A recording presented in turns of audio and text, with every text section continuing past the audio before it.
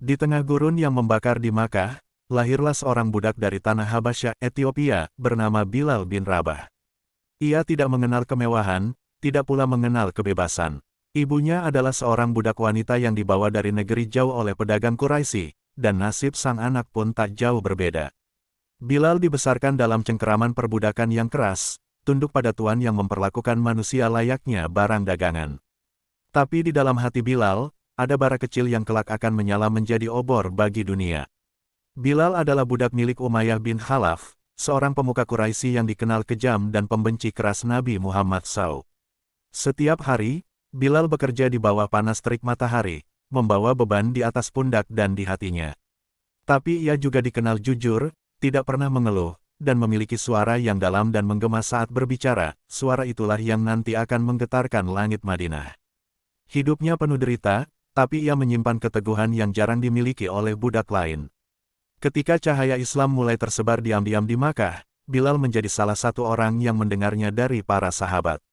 Ia tertarik bukan hanya oleh pesan tauhid, tapi juga karena Islam menekankan kesetaraan, bahwa kulit hitam dan kulit putih sama di hadapan Tuhan. Dalam dunia di mana warna kulit menentukan nasib, pesan ini adalah angin segar yang menyapu luka-luka batin Bilal. Diam-diam, hatinya condong pada agama baru itu. Hingga pada suatu malam, Bilal mengikrarkan syahadat dengan suara lirih namun pasti, "Asyhadu an la ilaha illallah, wa asyhadu anna Muhammadan Rasulullah." Malam itu, bintang-bintang seakan bersorak, tapi bumi bergemuruh bagi Umayyah bin Khalaf yang segera tahu bahwa budaknya memeluk agama Muhammad. Murka membara di dada sang tuan, dan sejak itu, penyiksaan terhadap Bilal dimulai. Diseret ke tengah padang pasir, tubuh Bilal ditelanjangi dan dijemur di atas pasir panas yang menyengat. Di atas dadanya diletakkan batu besar untuk meremukkan semangatnya. Tapi dari mulut Bilal hanya keluar satu kata yang ia ulang-ulang seperti nyanyian abadi, "Ahad. Ahad, Ahad, satu Tuhan, satu Tuhan." Di tengah derita yang mendera, Bilal mempertahankan keimanannya, dan disinilah ia mulai menjadi lambang keteguhan dalam sejarah Islam. Di bawah langit Makkah yang membara, tubuh Bilal terus dipaksa tunduk. Umayyah bin Khalaf menyiksa budaknya itu tanpa ampun, berharap suara, "Ahad. Ahad," itu lenyap dari bibirnya. Namun semakin keras cambuk mendarat di punggungnya, semakin lantang pula nama Allah disebut oleh Bilal. Tak ada jeritan, tak ada keluhan. Hanya satu kata sakral yang terus mengisi udara kering padang pasir, "Ahad." Keimanan Bilal membuat para sahabat kagum, terutama Abu Bakar As-Siddiq. Suatu hari, Abu Bakar mendekati Bilal yang tengah terbaring lemah, tubuhnya melepuh dan kulitnya menghitam terbakar pasir. Hati Abu Bakar tersayat melihatnya, dan ia tidak tahan membiarkan seorang mukmin sekuat Bilal terus disiksa. Maka ia mendatangi Umayyah dan berkata, "Berapapun kau minta, aku akan membelinya." Umayyah tertawa, mengira Abu Bakar takkan sanggup menebus budak kulit hitam tak berharga itu. Tapi Abu Bakar membayar dengan emas. Umayyah menyerahkan Bilal dengan rasa geli, tak tahu bahwa ia baru saja kehilangan seorang manusia yang akan mengguncang sejarah. Bilal pun dibebaskan. Ia tak lagi menjadi milik manusia, tapi kini menjadi milik Allah sepenuhnya. Langkahnya lemah, tapi imannya kokoh. Ia berjalan ke rumah Rasulullah dengan tubuh penuh luka, tapi wajahnya bercahaya. Rasulullah menyambut Bilal dengan senyum dan tangan terbuka. "Engkau saudaraku," kata Nabi Muhammad SAW, "engkau bebas bukan hanya di bumi, tapi juga di akhirat." Kalimat itu membekas dalam hati Bilal, yang selama ini hidup dalam hinaan dan direndahkan karena warna kulit dan statusnya. Tapi di dalam Islam, ia tidak hanya dihormati, ia dimuliakan. Itulah hari baru bagi Bilal bin Rabah. Sejak hari itu, Bilal menjadi pengikut setia Nabi Muhammad SAW. Ia hadir dalam setiap majelis, setiap langkah perjuangan, dan setiap gelombang dakwah Islam yang mulai menyebar perlahan.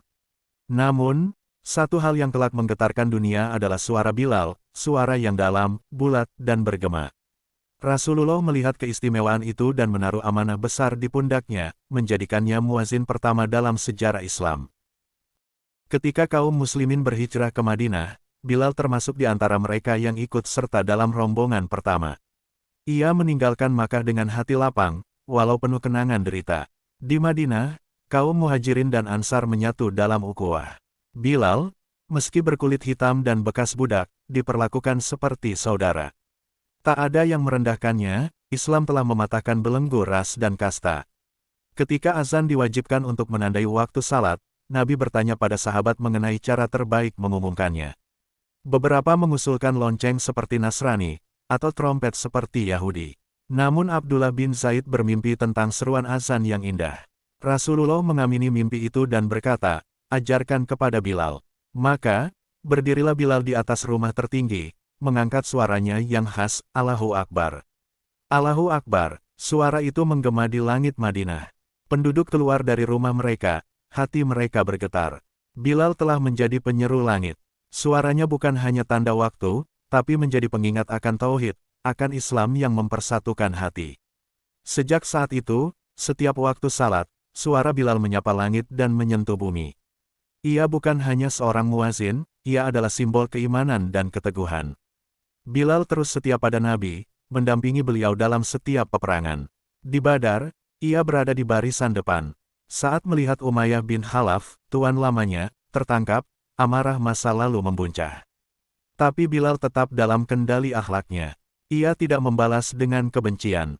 Ia hanya berkata kepada para sahabat, inilah musuh Allah, musuh Rasul, musuh kebenaran.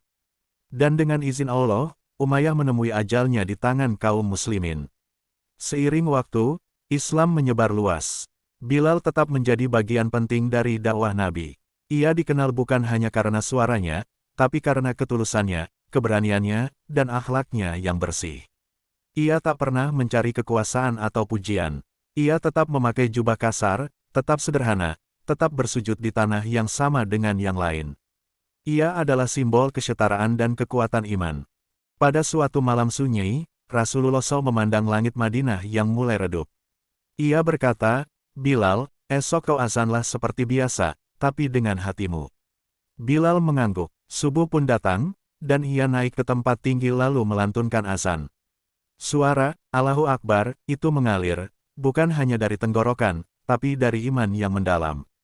Warga Madinah bangun dari tidur, namun bukan karena suara keras, melainkan karena suara yang menenangkan ruh.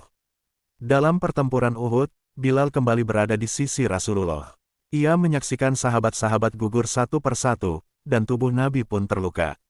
Tapi ia tidak gentar, Bilal menjaga Rasul dengan tubuhnya sendiri. Ketika kaum musyrik meneriakkan bahwa Nabi telah wafat, Bilal justru mengangkat suara keras, Muhammad hidup. Allah bersama kita. Kata-kata itu membangkitkan semangat pasukan yang nyaris runtuh. Bilal tidak hanya berperan dalam perang Badar dan Uhud. Ia juga hadir di Khandak, di Hudaybiyah, hingga pembebasan kota Makkah.